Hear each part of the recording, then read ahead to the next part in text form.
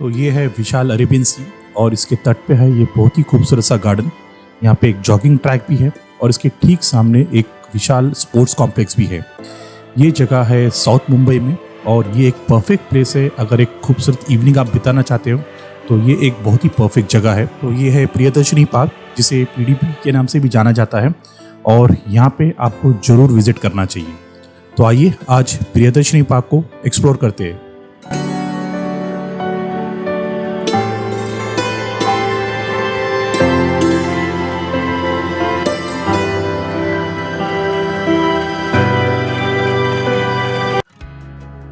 तो यहाँ आने के लिए आपको आना है ग्रैंड रोड रेलवे स्टेशन, जो मुंबई के वेस्टर्न रेलवे लाइन पे आता है। और यहाँ से आपको जाना है ग्रैंड रोड ईस्ट की तरफ। और जैसे आप ब्रिज पे चलेंगे तो आपको नीचे नहीं आना है, जैसे आपको जस्ट इस ब्रिज के द्वारा ही आपको बाहर आना है। और जस्ट इस ब्रिज के ऊपर से ही आपको डायरेक्ट बस मिल जाएगा प्रियदर्शनी पार्क जाने के लिए। और ये जो बस का किराया है ये सिर्फ 6 रुपीज़ है। तो चलिए हम चल के बस लेते हैं। सो हार्डली एक 10-15 मिनट के अंदर आप प्रियदर्शनी पार्क के गेट के ठीक सामने आप पहुंच जाओगे। आज संडे है इसलिए यहाँ पे ट्रैफिक नहीं है और मैं काफ़ी जल्दी इस जगह पे पहुंचा हूँ। तो यहाँ से हमें उतर के जस्ट रोड क्रॉस करके सामने आप जो देख रहे हैं मेन गेट, ये है प्रियदर्शनी पार्क का मेन गेट। तो चलिए यहाँ से अंदर चलते हैं और इसे आज एक्सप्लोर करते हैं। सो ये है प्रियदर्शनी पार्क, जिसे पीडीपी के नाम से भी जाना जाता है और ये मुंबई के नेपेन सी रोड मलाबार हिल एरिया में आता है। और ये पार्क करीब 20 एकड़ की जगह पे फैला हुआ है। ये जगह एक रिक्लेमेशन लैंड है। इससे पहले ये एक डंपिंग यार्ड हुआ करता था, बट 1990 में इसे एक बहुत ही खूबसूरत garden as well as sports complex के रूप में इसे बनाया गया। और आज ये मुंबई का सबसे बेहतरीन एक स्पोर्ट कॉम्प्लेक्स और एक नेचुरल पार्क है। और आगे इस वीडियो में आप देखेंगे कि इसे कितनी अमेजिंग तरीके से इन दोनों चीज़ को ब्लेंड किया गया है, एक नेचुरल पार्क और एक स्पोर्ट्स कॉम्प्लेक्स। तो आप यहाँ पे ज़रूर आप विज़िट करना चाहिए, क्योंकि यहाँ पे एक बहुत ही अच्छा टाइम आप स्पेंड कर सकते हो। तो चलिए इसे आगे और एक्सप्लोर करते हैं।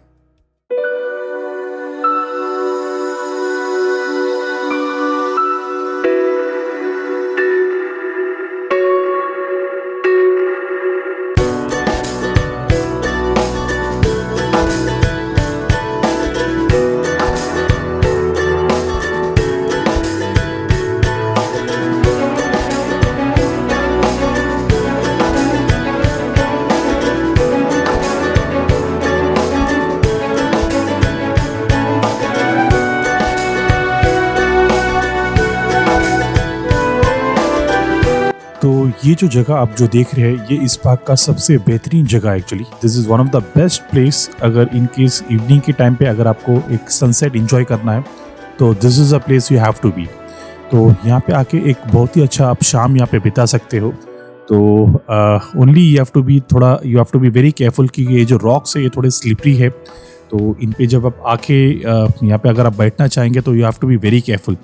यहाँ पे कुछ लोग हैं जो फिशिंग भी करते हैं। तो मैं मॉर्निंग के वक्त में आया हूँ, तो इस वक्त अप्रॉक्स 11 बजे है। तो यहाँ पे काफ़ी लोग फिशिंग भी करते हैं। तो यहाँ पे अगर आप इनकेस अगर आप विज़िट करते हो और यहाँ पे अगर आप बैठ के सनसेट एंजॉय करना चाहते हो तो you have to be little careful. और कृपया यहाँ पे आप बच्चों को लेके नहीं आइए इस रॉक के पास। उन्हें आप गार्डन वगैरह पे लेके आ सकते हैं, बट रॉक की तरफ उन्हें आप मत लेके जाइए। तो सबसे पहले हम इसकी जो गार्डन एरिया है उसे हम जस्ट एक्सप्लोर करते हैं। यहाँ पे एक वॉकिंग ट्रैक भी है जहाँ पे ये काफ़ी लोग वॉकिंग जॉगिंग वगैरह करते हैं। और इसके बाद हम इस गार्डन एरिया के बाद हम जाके स्पोर्ट्स कॉम्प्लेक्स को एक्सप्लोर करेंगे। तो यहाँ पे एक मिनी एक नेचर वॉक, एक छोटा सा मिनी जंगल भी यहाँ पे बनाया हुआ है। उसको भी आप इंजॉय कर सकते हो, जो जस्ट मैं भी आगे चल के उसे भी एक्सप्लोर करता हूँ। तो तब तक ये जो एरिया है, जो गार्डन एरिया है और ये जो वॉकिंग ट्रैक है, इसे एक्सप्लोर करते हैं। और चलिए मेरे साथ आगे हम देखते हैं हमें और क्या खूबसूरत चीज़ें देखने के लिए मिलती है।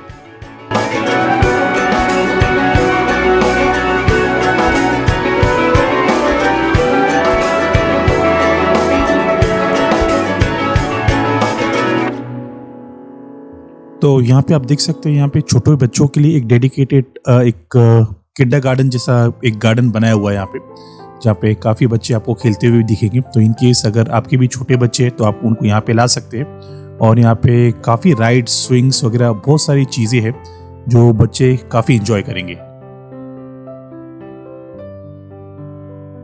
जैसे आप किड्स गार्डन के आगे आएंगे तो एक ये छोटा सा नेचर ट्रेल है।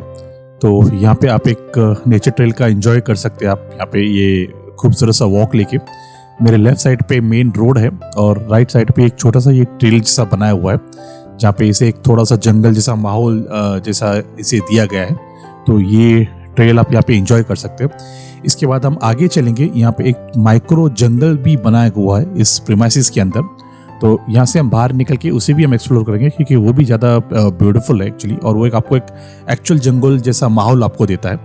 तो जस्ट यहाँ से हम आगे चलते हैं और उस माइक्रो जंगल की तरफ चलते हैं।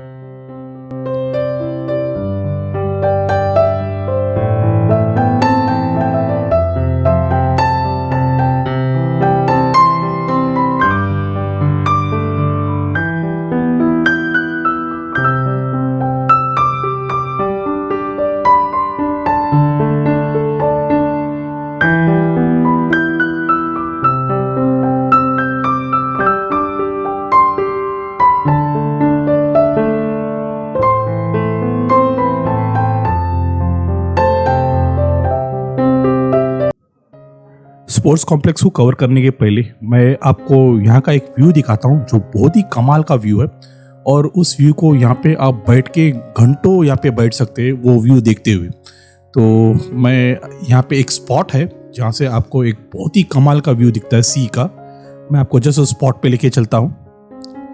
तो ये वो व्यू है यहाँ से इस गार्डन का, मतलब इस गार्डन की तरफ से जो हम समंदर की तरफ देखते हैं उसका बहुत ही कमाल का व्यू है। आपको ऐसे लगेगा नहीं कि आप मुंबई में हो करके। This really a very amazing place. तो आप यहाँ पे घंटों बैठ सकते हैं। ये आपको बहुत ही पीसफुल एक एटमॉस्फेयर है यहाँ पे जो आपको बहुत एक पीस ऑफ माइंड देगा और आप एक रिफ्रेश होके इस गार्डन से आप जा सकते हो। तो चलिए इसके बाद, इस गार्डन के बाद जो यहाँ पे स्पोर्ट्स कॉम्प्लेक्स है, हम चल के स्पोर्ट्स कॉम्प्लेक्स को एक्सप्लोर करते हैं और देखते हैं वहाँ पे क्या क्या स्पोर्ट्स की फैसिलिटीज़ है जो यहाँ पे खेला जाता है। तो चलिए let's go there.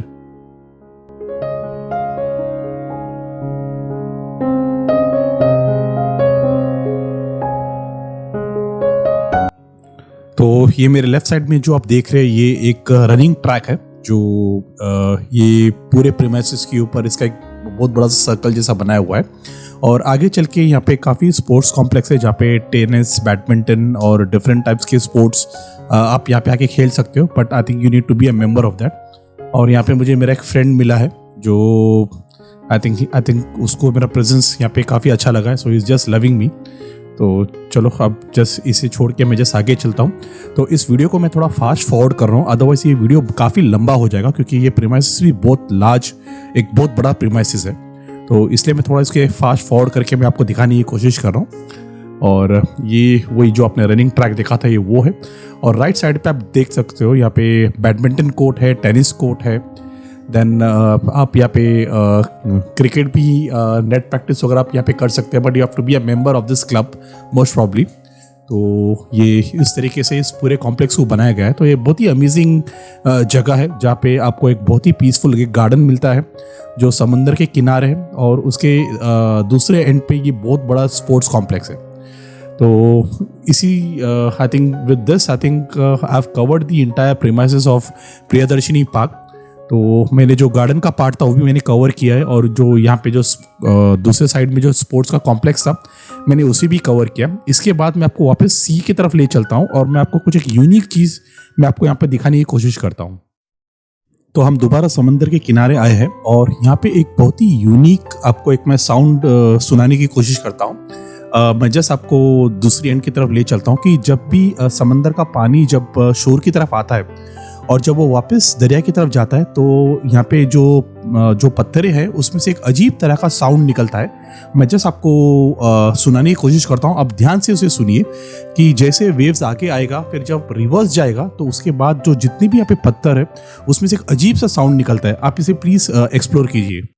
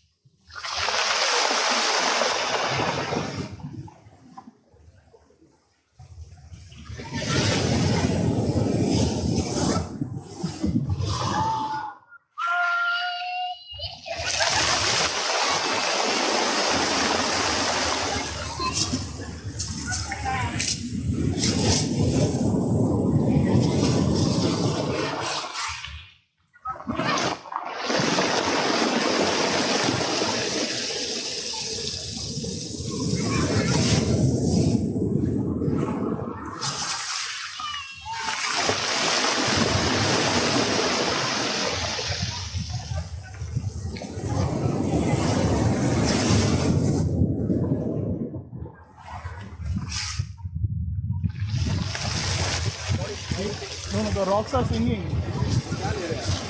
The rocks are singing. अब just see the sound. One second. अब rocks का sound सुन रहे हो? हाँ.